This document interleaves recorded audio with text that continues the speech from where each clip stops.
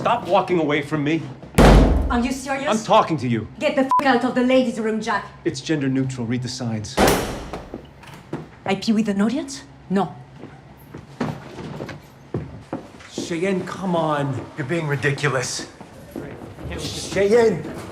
Cheyenne, stop it! Use the bathroom. I'll wait outside. I am fine, and if I can't hold it, I won't. That's what pets do. Wait, did you just threaten to pee on my rug? Hey, what's going on, everybody? My name is Jay, and I'm here to tell you about the new original series on Prime Video, Étoile, and help you meet some of the characters.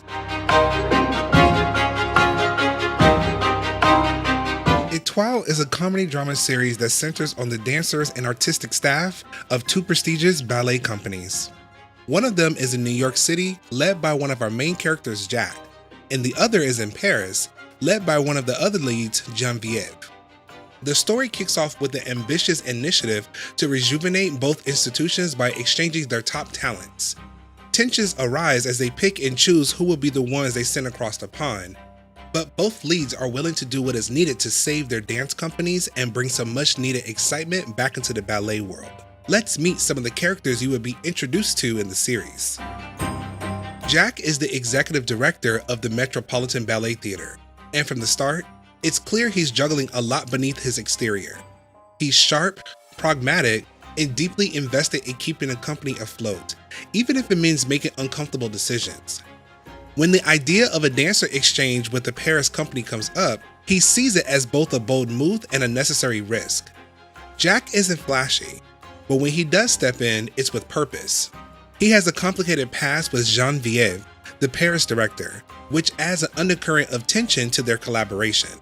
Beneath the polished surface, Jack is someone quietly wrestling with ambition, loyalty, and the weight of leadership in an evolving world. Genevieve is the director of Le Ballet National, and the kind of leader who moves with quiet confidence and calculated intent. She's poised, intelligent, and deeply intuitive, someone who reads a room before ever saying a word. Taking over the Paris company in the time of transition, she brings a clear vision and a willingness to disrupt old systems. Even if it means staying relevant, her proposal to partner with New York isn't impulsive, it's strategic, forward-thinking, and a little risky, just like her.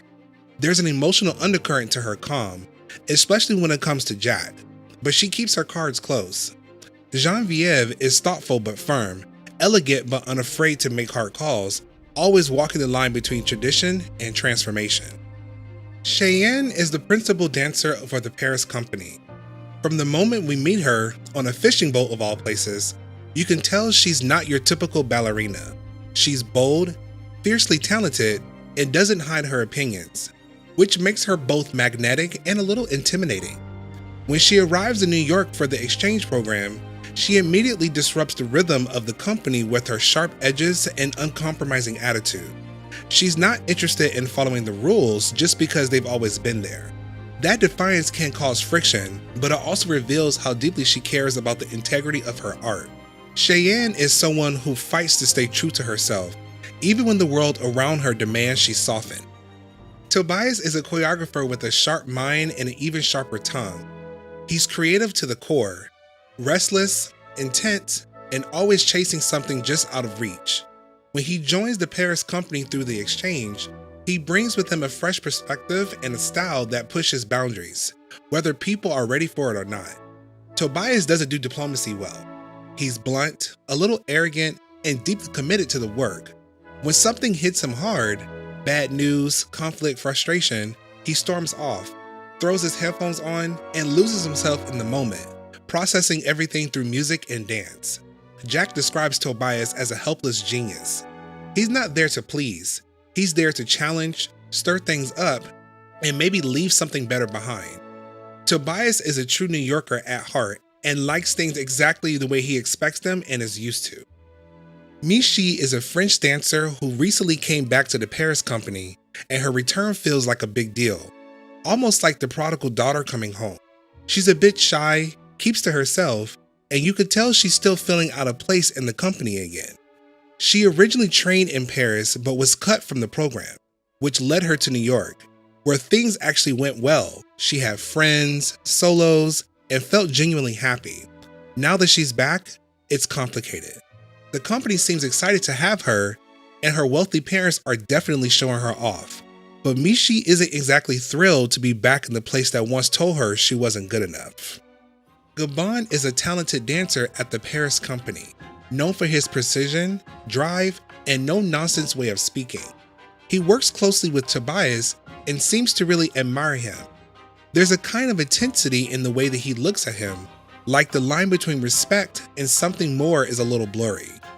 Gabon is a perfectionist when it comes to his craft, always pushing himself to hit every mark with exactness.